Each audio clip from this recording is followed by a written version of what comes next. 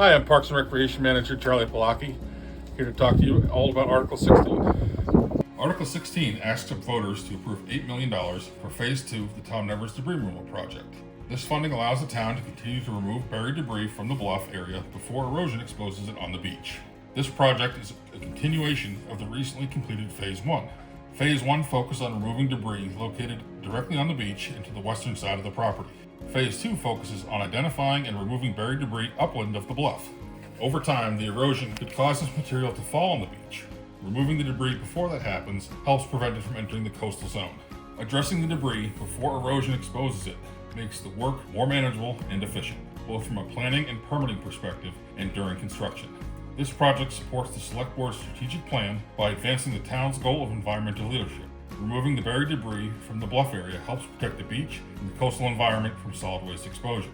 If approved at the annual town meeting and the annual town election, the project would be funded through a debt exclusion.